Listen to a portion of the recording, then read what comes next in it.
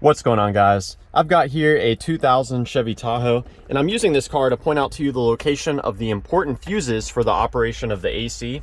I'm also going to show you the location of the AC relay and give you some troubleshooting steps for things to look out for when your air conditioning is not working. So we're going to begin by opening up this cover here. We just pull it open like that. And we can see on the back there's some spare fuses, and there should be a fuse puller there as well that could be useful for you. Now, looking in here, we're going to find two fuses that work to provide power to our HVAC control unit. So that's the piece that has the buttons on there that you operate. So the first one is this 25 amp fuse, and power from this fuse is used mostly for the blower motor. And I'm just going to go ahead and pull it out here. So this is for the blower motor to operate. There's a 10 amp fuse in here as well, all the way there up in the upper left hand corner. And power from that fuse is used for the actual AC button, as well as the mode doors. So check those two out. Now we can move under the hood. This is where we'll find the AC relay. And I'll also give you some troubleshooting steps for how to test the compressor and common things to look out for that can cause your air conditioning to be disabled. So we're going to look inside the electrical center here. We just open this up by pulling it up like so. Now there's a fuse puller, some spare fuses up here, and this is where we'll find the AC relay. So the AC relay is this relay right here. And when this relay activates, it sends power to the AC compressor using power that it receives from the 10 amp AC fuse right here. So let's get this pulled out here.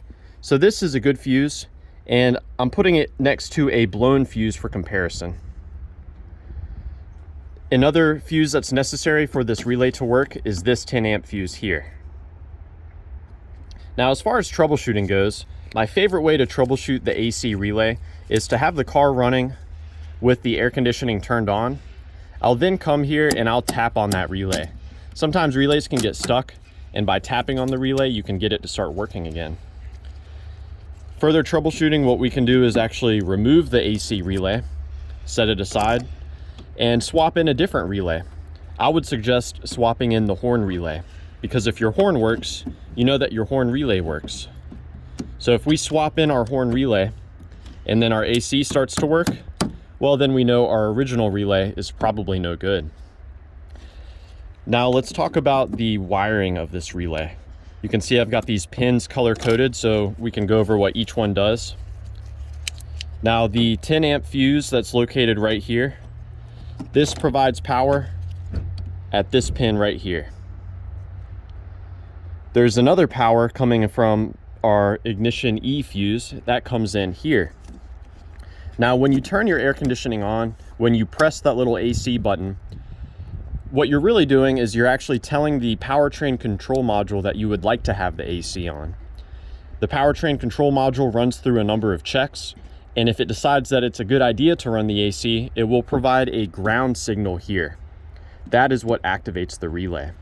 If you never receive a ground signal here from the powertrain control module, then there's something that's causing it to disable the air conditioning.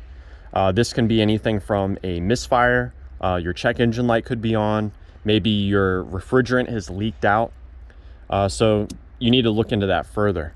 But when everything's working properly and the ground is provided here, it will activate this relay. And when this relay is activated, it sends power from this pin into this pin. So this pin actually goes to the AC compressor. You yourself can provide your own power here that will cause the AC compressor to engage. Be careful when you do this though, because you can damage your air conditioning system if you have low refrigerant, if you have too much refrigerant, if your engine is not running properly. So that's just a troubleshooting step only. Connecting those two pins will cause that AC compressor to engage. So basically, to summarize, we've got our two fuses here and here. We've got our AC relay. There are the two fuses I showed you that are inside the car. Let's talk a little bit about the most common culprit that will disable your AC, and that is if you have a slow leak of refrigerant. So there's a sensor here that the car will use to determine if you have enough Freon. And once enough Freon leaks out, the car will disable your AC. You can check the level of refrigerant in your system using these two ports.